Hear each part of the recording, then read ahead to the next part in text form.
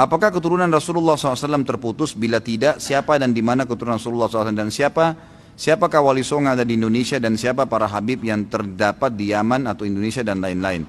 Keturunan Nabi SAW tidak terputus. Ada keturunan Nabi SAW, dan kita selalu membaca di dalam tahiyat kita kan, Allahumma salli ala Muhammadin wa ala ali Muhammad. Kata-kata wa ala ali Muhammad itu berarti keluarganya Nabi SAW, istri-istrinya, anak-anaknya, tidak terputus itu. Ada riwayat lain juga sanadnya hasan, diriwayatkan oleh Imam Ahmad, bunyinya Allahumma salli ala Muhammadin wa azwajihi wa dzurriyyatihi. Ya Allah, berikanlah salam dan salawat kepada Nabi SAW dan istri-istrinya juga keturunannya. Jadi keturunan Nabi tidak terputus, memang ada. Hadis tentang Imam Mahdi yang akan keluar di akhir zaman, kata Nabi SAW, akan keluar dari keturunanku, gitu kan? Begitu. Orang yang sama dengan namaku, sama dengan poster tubuh dan paras wajahku. Kata sebagian ulama hadis dari turunan Hasan radhiyallahu anhu. Sama mukanya Nabi, sama kulitnya, sama namanya Muhammad bin Abdullah, tapi tidak sama dengan akhlakku. Karena mungkin tidak mungkin sama dengan akhlak Nabi SAW. Yang akan keluar dari Madinah, lalu ke Mekah dan dibaiat oleh 300 orang, kemudian dia menuju ke negeri Syam sampai di masjid yang terkenal dengan Menara Putih, Masjid Menara Putih. Di sana dia mau sholat asar, kemudian turunlah Isa alaihissalam dan menjadi makmum ya, kepada dia, lalu kemudian bersama-sama ke Palestina. Tentu ini riwayatnya panjang, saya ringkaskan. Tapi di sini ada perkataan Nabi SAW yang mengatakan akan keluar dari keturunanku. Jelas ada keturunan Nabi SAW, gitu kan? Jadi ini tidak mungkin terputus kalau yang saya tahu. Kalau siapa keturunan Nabi SAW, ya siapa saja yang punya jalur nasab kepada Nabi SAW, gitu kan? Siapa saja. Ya memang kalau dia punya sanad, memang dia memang nasab, masuk jalur nasab, ya dia bilang ayah saya namanya fulan, kakek saya namanya, dan sampai ke Nabi SAW, ya itu berarti keturunan Nabi SAW. Berlaku itu. Dan saya tahu kalau di Indonesia ini, atau hampir di seluruh dunia ya, yang biasa diberikan julukan dengan habaib atau dipanggil habib, itu memang mereka punya jalur.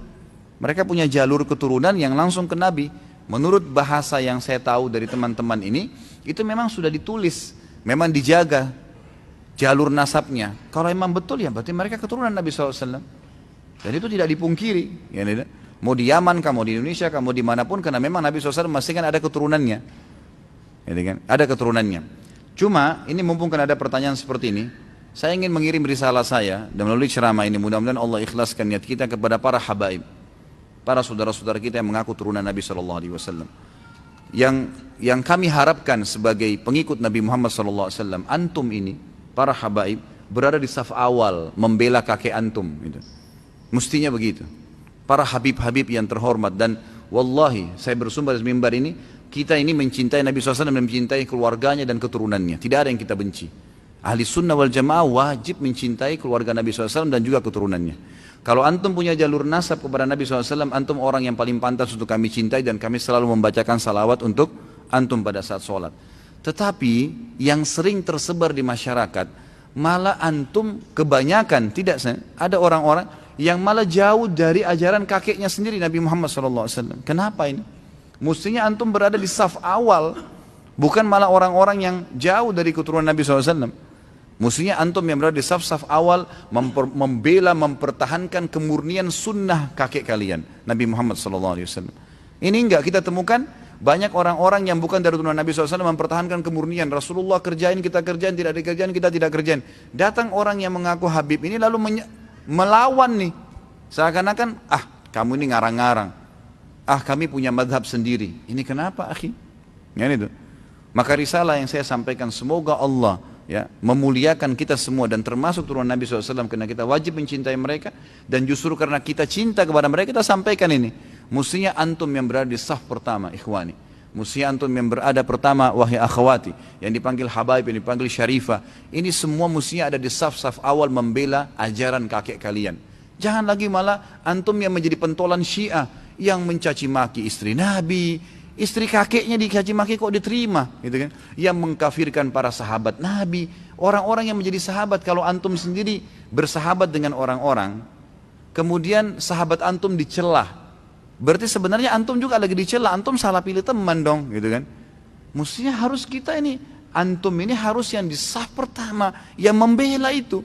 Semua sahabat Nabi, semua istri Nabi, harusnya dibela. Nggak bisa. Itu istri kakek kami dan ummahatil mu'minin. Allah sebutkan dalam Al-Quran begini. Para sahabat Nabi, Allah ridho kepada mereka. Mestinya antum yang pertama. Kami ini mendukung itu. Mestinya kan begitu. Jadi ini semestinya memang sampai kepada para habaib kita yang tentunya kita mencintai mereka karena diperintahkan dalam agama kita. Allahu alam. Itu yang saya ketahui. Kalau masalah Wali Songo ini saya nggak tahu terus terang. Ya. Saya tidak terlalu banyak membaca sejarah tentang mereka. Saya cuma tahu mereka adalah dai-dai. Allahu alam apakah memang mereka itu dari turunan Nabi SAW juga saya tidak tahu. Ya, mungkin antum bisa kembali kepada teman-teman dai dan ustadz yang lebih memahami masalah itu.